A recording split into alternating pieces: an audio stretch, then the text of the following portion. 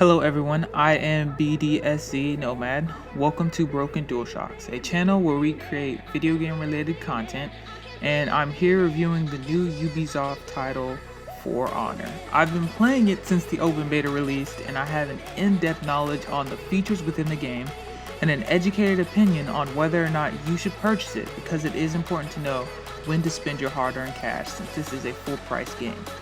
I'll be reviewing using four aspects of the game: story, multiplayer, scrubbability, and half-life. Before I start, I'd like to say thank you for joining me for this review, and if you found this information useful, please drop a like and subscribe for future content. So without further ado, on to the multiplayer, which is the bread and butter of this game. There are 5 different game modes, each representing its own level of challenges and teamwork required. Some heroes are more suited for team fights and do very well on Dominion, but underperform in modes like Elimination, where it's mostly 1v1 fights and your fight matters.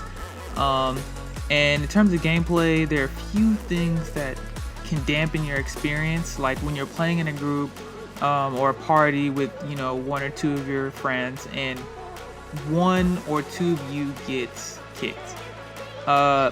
Now it forces you to either go back to the main screen and have them rejoin your party and restart the queue and everything, which just takes time, or just continue out the match without them, which again also takes time, and it gets kind of annoying, and sometimes your teammates will drop out and it will stop your game because it adds a bot in, and then you gotta wait for somebody else to join in. And honestly, when someone does join in, it's pretty quickly. The time in between someone dropping and someone joining is not that it's not that bad.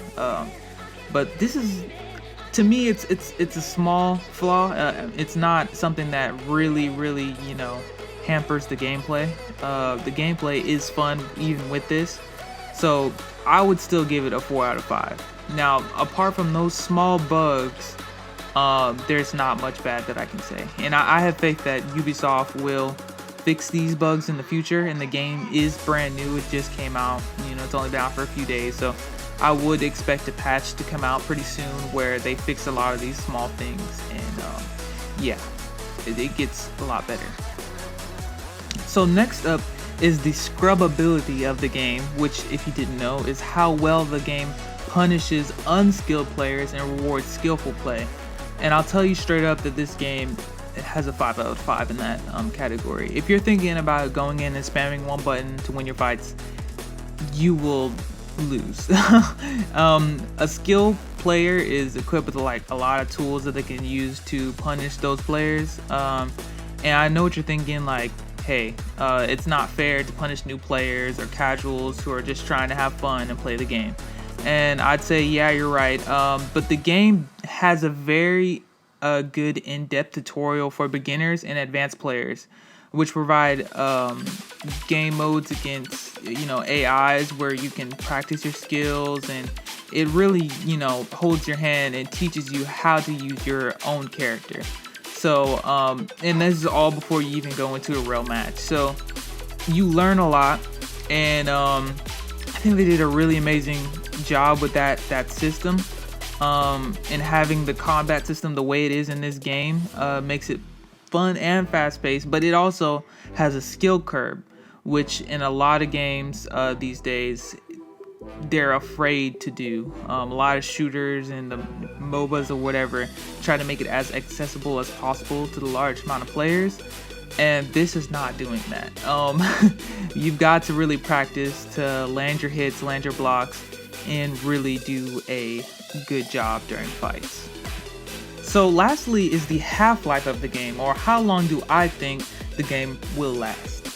For Honor has the potential to be very relevant over the next year, which is incredibly long compared to some of the other games that don't last more than a few days. You just play it, you beat the campaign, beat the story, play the multiplayer a little bit, and then you don't pick it up until some new DLC comes out. And I think that what gives this game an edge over games like that is its incredible multiplayer, and also its inclusion of private matches, which was an awesome decision by Ubisoft. And even if the multiplayer lobbies dry up within the next year, I would still enjoy playing the game in private matches with my friends. I think that it has a great system for progression as well, which allows you to put more hours in to get the maximum gear for your hero. And overall, for Half-Life, I'd give it a 5 out of 5. I believe that Ubisoft, as long as they support the game, we will have people playing the game, and the community will stick with it and have fun. I hope this helps you decide on whether or not to invest your money and time into this game. Like I said, please drop a like or a share and subscribe for weekly content, and have a great day.